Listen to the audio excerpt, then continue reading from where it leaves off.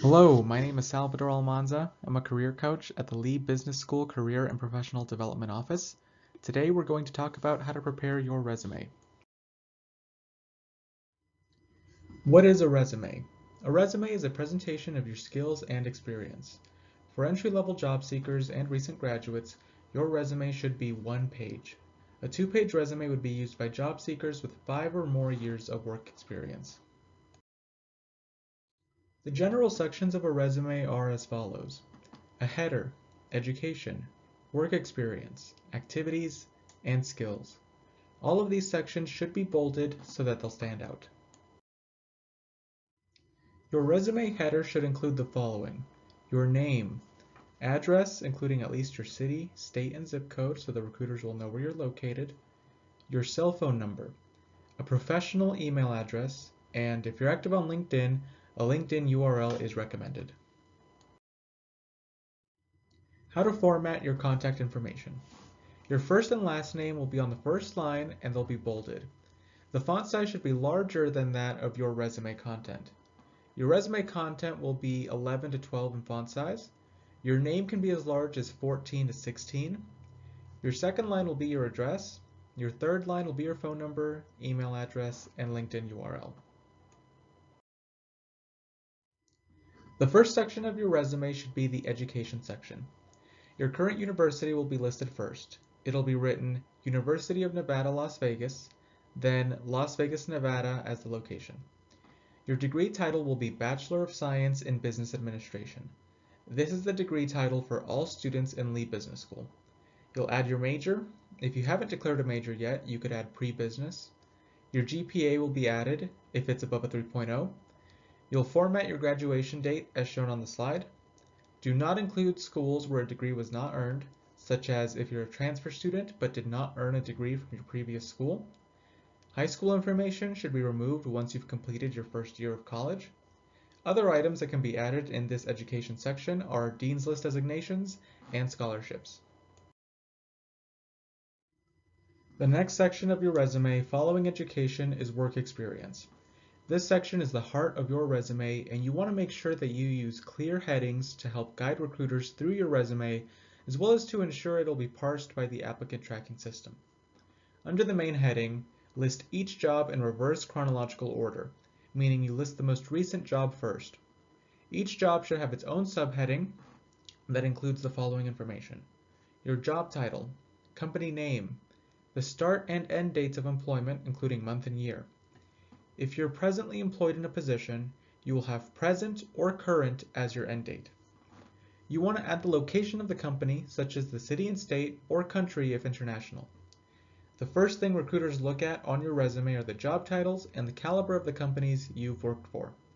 This format makes it easy for them to find that information, and our research has found that this sequence is also commonly compatible with most applicant tracking systems.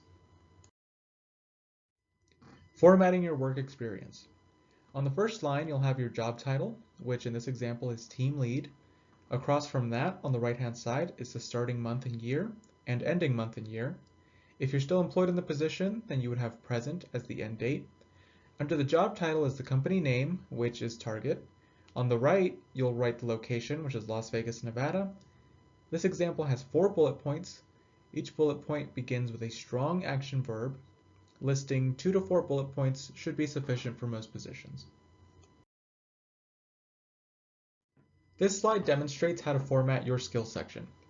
The type of skills that belong in the skills section are software skills, such as a working knowledge of Microsoft Office, any databases or programming languages in which you may have experience. If you know more than one spoken language, you can also include your foreign language skills in a separate bullet point. Another bullet point would be certifications, including those earned on LinkedIn Learning.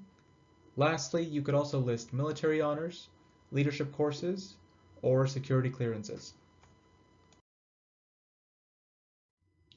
In this slide, you can see how to format your on-campus involvement and volunteer experiences. It follows the same format as the work experience. You're going to include the name of the organization that you were a part of. You're going to include your starting and ending dates. Your volunteer experience will follow that same format, and additionally, it will also include a bullet point with the number of hours that you volunteered, as well as how often you volunteered, whether that was weekly or monthly, whatever it might be. In this slide, we'll cover some basic resume tips. As mentioned previously, the body of your resume should be 11 to 12 font size.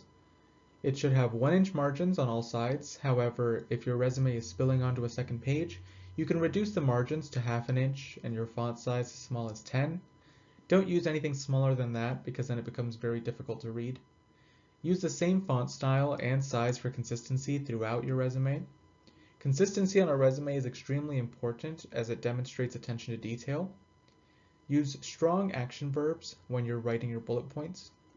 A 1-page resume is appropriate for undergraduate students. Your bullet points should be brief but informative. Do your best to quantify your bullet points when possible. Tell us about sales quotas met, customers served per day, amount of money managed, etc. Do not use pronouns such as I, me, my. Do not include references on your resume. References can be provided on a second document when requested. Do not include any personal information such as age, gender, a photograph, or hobbies.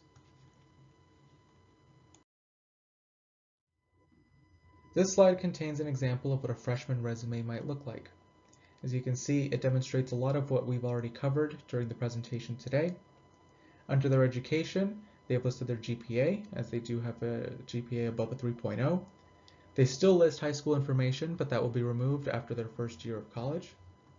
Under their work experience, we see that they were a camp counselor, and these bullet points are quantified. We can see how often they did these tasks. They facilitated daily arts and crafts.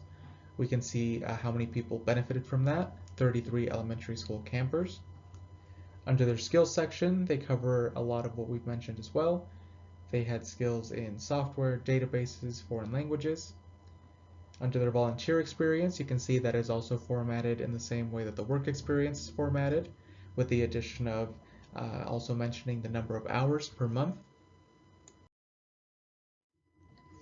This last slide contains information about how to contact our office should you have any questions.